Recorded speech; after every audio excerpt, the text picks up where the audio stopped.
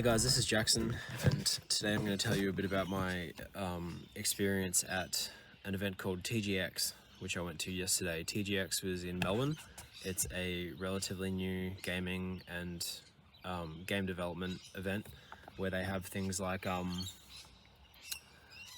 games, people like competitive gaming. They had a whole section for like retro gaming where they had like old retro gaming consoles. Like they had a Nintendo 64, they had the earlier Nintendos, and they had like really fucking old things. I can't remember what one of them was called, but it's like this I had one when I was a kid, or like one of my guardians had one, and it was like this black box where you could see the frame rate like flashing on the screen. It was like it had like vector drawings of little planes and things, and this like shitty little like analog controller to control things. So they had like a bunch of cool shit like that. They had dozens and dozens of artist stalls, actually, which was really cool. People selling fan art and original drawings, stickers, prints, and shit like that. That was one of my favorite parts, actually. I picked up a couple of pieces of art. I wish I got more, because I like to support artists, and they had some really cool shit. And then of course they had indie gaming as well. So that was like sort of the main reason I went, is I wanted to check out some of the indie stalls and see what people were developing and like do some networking and shit like that. I want to potentially get a stall there next year, so we'll see how that goes. But yeah, so I guess if you're watching this video, you're probably interested in what the event was like, whether or not it's worth going to game development events like this, and I think it is. As long as you can afford it and you've got the time to like travel there and whatever, because yeah, you usually have to travel for these things, but I had a good time. The first thing I did when I got there, I caught the train in, so it was about a 2 and a bit hours of travel. Caught the train into the city, and then thankfully I could just walk from the train station to the event. And as soon as I got there, basically we stood we stood in line. I got there a little bit early, maybe like 15 minutes early. Just stood there like waiting to get let in, and we had these fucking cryptocurrency shills like walking up and down the line, handing out fucking like bags and shit plastered with like QR codes and information about their new token, and like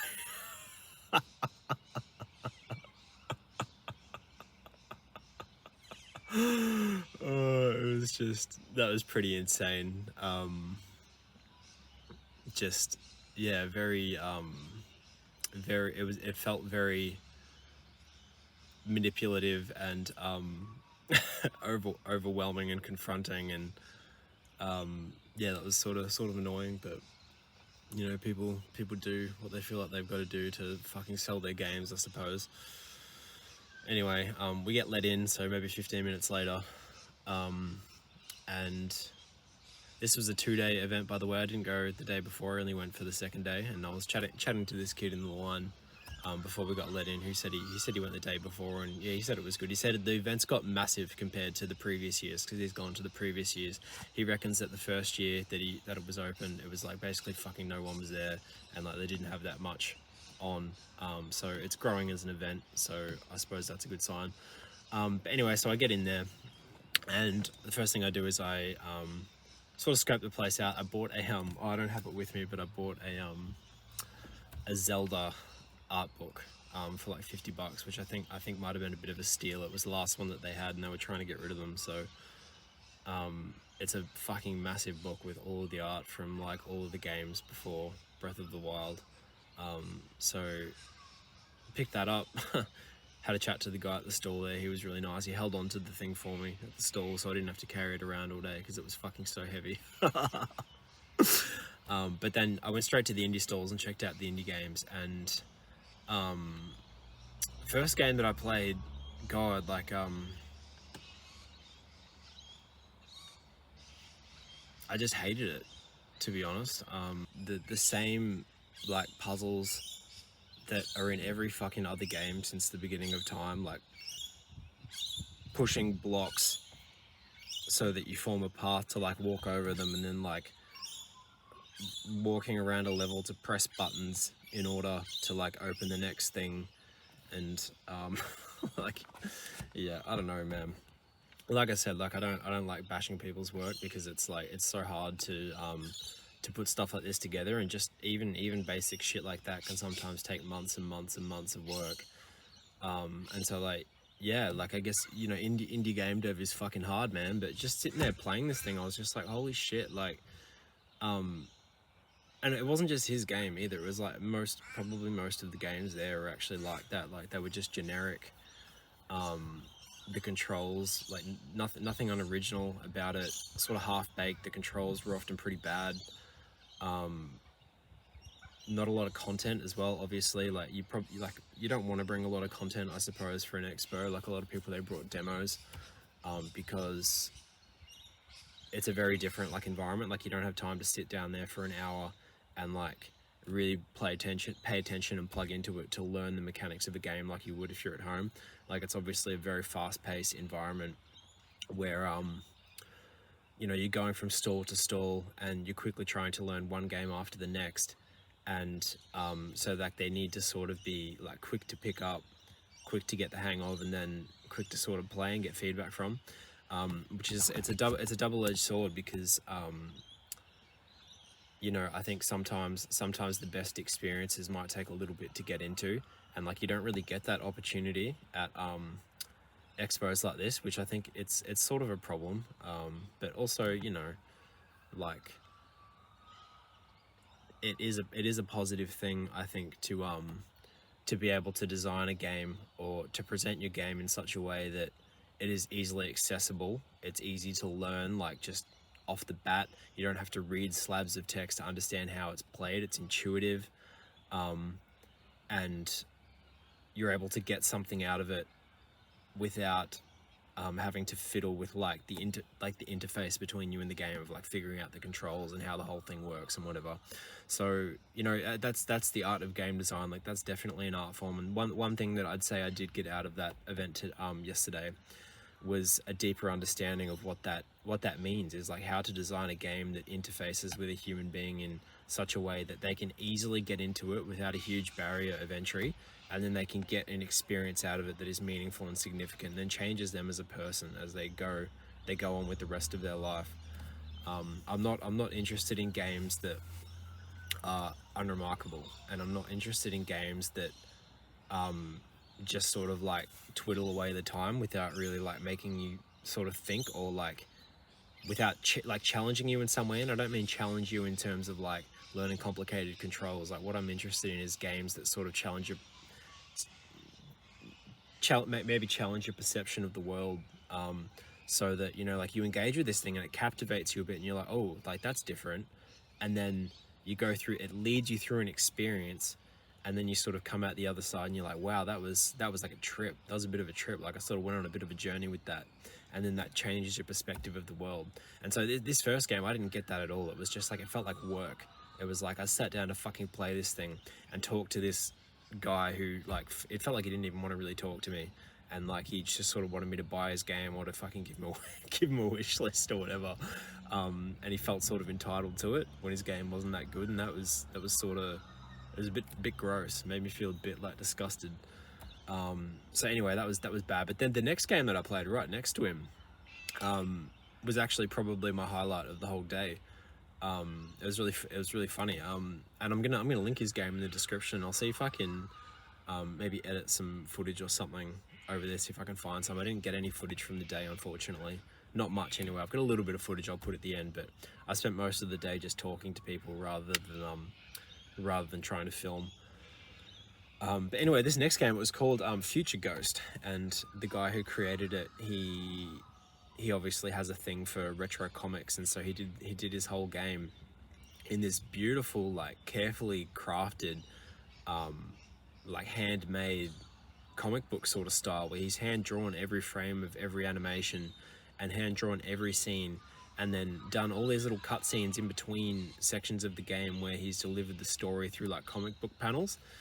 And I played his whole game from start to finish, which he's been working on for 3 years, and the experience was only about 15 minutes long. So that's a whole like point which I might talk about in itself in another video is just like how insane it is to make high quality indie games, like especially when you're working by yourself. It's like to create an actual beautiful work of art without any like support. You know, you can spend 3 years on a 15-minute experience, which is just like pretty fucked. And like mad respect to him for doing it. Like I love him for the fact that he did it. But like I just wish that creators like him could have more support in creating these things, which is sort of tricky, because if you can't just like, you can't just hand somebody support like you can just hand them money and like their problems will just be solved, because you know it's obviously, the game is obviously the way that it is, and as detailed and beautiful as it is, because he's crafted it carefully and lovingly, and it's got his touch and his soul in the game.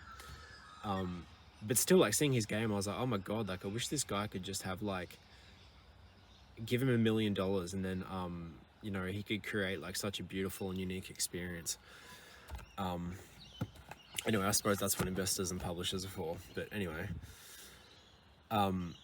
so I played through his game, and yeah, it was beautiful. I think it was the best thing that I saw that day. He had by comparison to the game that I played before, Future Ghost had very unique puzzles. It was basically a puzzle based game. It was like sort of point and click, where you'd walk around and you'd interact with things and read things, and then in particular, he had this one puzzle where he had hand drawn like a piece of rope which was all tangled up over the edge of a bridge, and you needed to untangle the rope to rescue somebody in the river, and you had to click on the different points of the rope to try and find which parts were loose so that you could untangle it. And I just thought that was really cool. Like it was really different. It was the whole thing was very immersive. It was very yeah, just immersive. Like it felt very real. Like all the situations were sort of accounted for. Like you could make different choices, and the world felt like alive.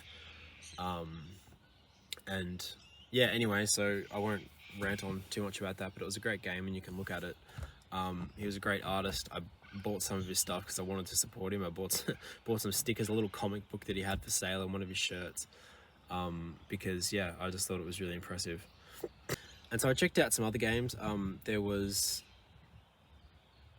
one of them which looked like Project 64. If you've seen Project 64, it's basically like it's made in Unreal Engine, but it's designed with like textures and things to look like early Nintendo 64 games, like in particular Legend of Zelda, Ocarina of Time. And so there was a game that had a bit of a vibe like that, which was kind of cool, but it was very early and it didn't have any gameplay. It was just like mostly concept art. And a lot of games are sort of like that, like they're all just like early concepts, you know, which is fine. I played one game in particular actually, which was another good one. It was called Pluto something or other. I'll dig up the links for these and I'll put them in the description if you want to check them out. But this one was interesting. It was a physics-based ball rolling game, and you would jump and bounce as this ball, and you were trying to get from platform to platform. It was a precision platformer basically, and what I liked about it was the fact that you only had the joystick to control and just the jump button. And it was like there's videos about this by GMTK, I think, where he talks about the Mario games and how they use like few buttons to create many different actions. And so this game was sort of a good example of that, where it was like just with this jump and this joystick, you could jump, you could double bounce, you could sort of roll up walls, you could sort of launch yourself across the map. And he designed it in such a way that it was very easy to just pick up and play. There was no complicated tutorial. You could just grab the game, you could start bouncing around, and you would just go from one stage to the next, to the next, to the next, in this big, long, like, train of different platforming. And there were checkpoints occasionally, and if you fell off, then you started again, or from the last checkpoint. And I played a bunch of games that day, and like most of them I just wanted to get the fuck away from, because like they just weren't fun. Like I sort of wanted to just, what I would do is I'd go from stall to stall, chat to the developer, play the game just to, you know, see what it was like and sort of be polite to them and like give it the benefit of the doubt. But but like most of them, like they weren't captivating. But this ball game, I was like, it was interesting because it didn't seem to like ask anything from me. Like a lot of the other games, they sort of I don't know, they were sort of hard for me to pick up and play. There was a bit of a barrier to entry, whereas this one, it was like I sort of just got sucked into a trance and I just like sat there and I just wanted to like get up this next fucking wall and like get to this next checkpoint. And so that was interesting. So that was a good sort of lesson in game design, I suppose, which is, yeah, I guess is why it's good to go to these events and play a bunch of these games if you're an indie developer, because I suppose even just looking at the stalls and things, you learn like what sort of captures your attention and what is like repelling just for you personally. Like there's no right or wrong way to do all of these things, but you know, like it was interesting to note what people, how they presented their games and what you didn't want to look at and what you looked at, and yeah, which games were compelling and which ones are boring and blah blah blah blah blah blah blah blah blah. So yeah, man, overall positive experience. I would do it again. If you're an indie dev following this channel, which I'm assuming you are, I hope most of the followers of the channel are developers. But yeah, specifically if you're an indie dev, I'd recommend like checking out game development events, going along to these things and seeing people's games, and yeah, you learn a lot. I think that the best part of it is meeting other people. That was definitely the highlight for me. I met a handful of really beautiful people that I really connected with, and yeah, that was just sweet. So you know, that interaction wouldn't have happened if I didn't go. So the cosplays and things were cool as well. There were lots of cool cosplays. Yeah. All right, that's it. Bye.